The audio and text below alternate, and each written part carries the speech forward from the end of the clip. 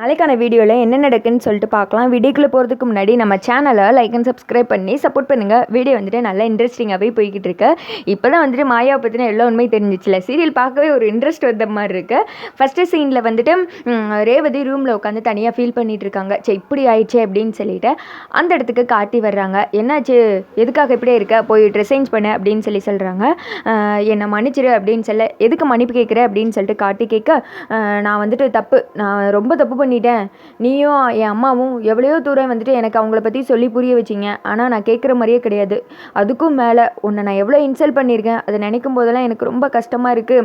நினச்சி கூட பார்க்காத அளவுக்கு உன்னை அவ்வளோ வார்த்தையால் கஷ்டப்படுத்தியிருக்கேன். ஆனால் நீ அதை எதுவுமே பொருட்படுத்தாமல் அமைதியாகவே ஹேண்டில் பண்ண. இப்போ தான் வந்துட்டு உன்னை பற்றி முழுசாக எனக்கு தெரிஞ்சிருக்கு. நீ ரொம்ப நல்லவன். என் வாழ்க்கையை காப்பாற்றுறதுக்காண்டி தான் என் கழுத்தில் தாலி கட்டியிருக்க. எனக்கு பயமாக இருக்குது. அந்த மகேஷு கூட மட்டும் என் கல்யாணம் நடந்திருந்தா இந்நேரம் என்ன ஆயிருக்கும், என் வாழ்க்கையே பாழாக போயிருக்கும். அவங்க 2 பேரும் இவ்வளோ கேவலமானவங்களா, எனக்கு நினைக்க ரொம்ப வந்துட்டு கஷ்டமாக இருக்குது. அவங்கள நம்பி உங்கள் எல்லாரையும் வந்துட்டு நான் வெறுத்துட்டேனே. எனக்கிட்ட அவங்க உங்களை பற்றி தப்பாக தான் சொன்னாங்க அப்படின்னு சொல்லிட்டு ரொம்ப ஃபீல் பண்ணுறாங்க. சரி விடு, இப்போ தான் உனக்கு அவங்கள பற்றின எல்லா உண்மையும் தெரிஞ்சிருச்சுல, இனிமேல் நீ எதுக்கும் ஃபீல் பண்ணாத, விட்டு அப்படின்னு சொல்கிறாங்க. எப்படி அவங்க இவ்வளோ சீக்கிரம் சாதாரணமாக விடுறது? நான் உன்னை கொஞ்சம் நெஞ்சம் கஷ்டமாக படுத்தியிருக்கேன், உன்னை ரொம்ப வேதனைப்படுத்திட்டல, என்னை மன்னிச்சிரு ப்ளீஸ், கையெடுத்து கும்பிட்றேன், என்னை மன்னிச்சிரு அப்படின்னு சொல்ல, இங்கே பாரு ரேவதி, நீ இவ்வளோ கஷ்டப்பட்டு மன்னிப்பு கேட்க வேண்டியன்னு ஒரு அவசியம் கிடையாது. உனக்கு ஒரு காலத்தில் எல்லா உண்மையும் நான் சொன்னேன்ல, காலம்தான் புரிய வைக்கணும். உனக்கு உண்மை தெரிஞ்சிருச்சு, அதுவே எனக்கு போதும். உனக்கு எதுவும் தெரியாமல் தானே நீ என்ன பேசின, அதை நான் எதுவும் பெருசாக எடுத்துக்கல அப்படின்னு சொல்ல, இப்போ அந்த மகேஷை பார்த்தாலே எனக்கு ஆத்திரமாக வருது. இனிமேல் அவன் மூஞ்சியில் கூட நான் முழிக்க மாட்டேன். ஆனால் எதுக்காக எனக்கு இவ்வளோ பெரிய துரோகத்தை பண்ணேன்னு கண்டிப்பாக அவங்ககிட்ட கேட்கணும். இந்த உலகத்தில் எல்லாரும் எப்படி இருக்காங்க, பணத்துக்காக என்னென்னலாம் பண்ணுறாங்க. அதுவும் இந்த மாயா இப்படி பண்ணுவான்னு நான் எதிர்பார்க்கவே இல்லை. என்கிட்ட அவ்வளோ நல்லவங்க மாதிரி நடித்தாங்க அப்படின்னு சொல்ல, இனிமேலாவது யாரையும் கண்மூடித்தனமாக நம்பாத அப்படின்னு சொல்லிட்டு கார்த்திக் சொல்கிறாங்க. ஆமாம், நீ சொல்கிறது சரிதான் ராஜா அப்படின்னு சொல்லிட்டு ரேவதி வந்துட்டு ரொம்ப ஃபீல் பண்ணுறாங்க. அடுத்து வந்துட்டு அந்த திக்கோ சந்திராவை தான் காமிச்சிட்ருக்காங்க. ஒரு பயங்கர ரொம்ப டென்ஷனில் இருக்காங்க. எப்படி ஃபோட்டோ மாறி இருக்கு, எப்படி மாறி இருக்கும் அப்படின்னு சொல்லிட்டு அடுத்த சீனில் சிவனாடி அவங்கள பார்க்குற மாதிரி தான் காமிக்கிறாங்க.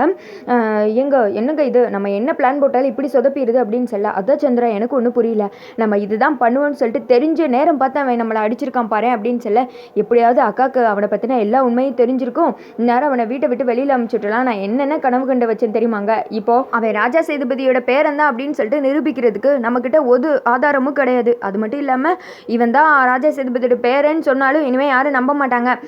அவனுக்கு எதிராக தான் நம்ம எல்லாம் பண்ணுறோம் அப்படின்னு சொல்லிட்டு வீட்டில் எல்லாம் முன்னாடி நம்மளை ஃப்ரேம் பண்ணிட்டான் அப்படின்னு சொல்ல, ஆமச்சந்திரா எனக்கு அந்த நேரத்தில் அந்த டிரைவர் மேலே வந்துச்சு பாரு ஆத்திரம். அந்த சாமுண்டீஸ்வரி என்னை எப்படியெல்லாம் அசிங்கப்படுத்தி வெளியில் அனுப்பினா தெரியுமா. ஆமாங்க, எனக்கும் கஷ்டமாக தான் இருக்குது. வட்ட அவள் எல்லாம் முன்னாடி உங்களை அசிங்கப்படுத்திட்ட பார்க்கும்போது எனக்கு எவ்வளோ ஆத்திரமாக வருது. என்ன பண்ணுறது, எதுவுமே பண்ண முடியாத நிலைமையில் இருக்கேன். கூடிய சீக்கிரம் அவளை கண்டிப்பாக ஒரு நாள் அசிங்கப்படுத்தணுங்க. அவனை பற்றி வேறு ஏதாவது ஆதாரம் திரட்ட முடியுமான்னு பாருங்கள், நான் இங்கேருந்து கிளம்புறேன் அப்படின்னு சொல்லிட்டு அவங்க வந்துட்டு கிளம்பிடுறாங்க. அடுத்து கார்த்தி நின்றுட்டு இருக்க, கார்த்தி மயில உங்கள் மாமா எல்லோரும் பேசிகிட்டு இருக்க மாதிரி தான் காமிச்சிட்டு இருக்காங்க. இந்த சந்திராவும் சிவனாண்டியும் சும்மா இருக்க மாட்டாங்க போல. மாப்பிள்ள உங்களை மாட்டி விடணும், கங்கணம் கட்டிக்கிட்டு அலையிறாங்க அப்படின்னு சொல்ல, ஆமாம் மாமா அவங்க சரியான நேரத்துக்கு இந்த பிளான்லாம் பண்ணுறாங்கன்னு எனக்கு தெரிஞ்சிருச்சு. அதனால தான் ஃபோட்டோவை வந்துட்டு நான் இந்த மாதிரி மாற்றி வச்சேன் அப்படின்னு சொல்ல, நல்ல வேலை பார்த்துருக்கீங்க. கூடி சீக்கிரம் இந்த சந்திராத்தைக்கு ஒரு ஆப்பு வச்சு ஒன்றும் கார்த்தி அப்படின்னு சொல்லி மயில் சொல்கிறாங்க.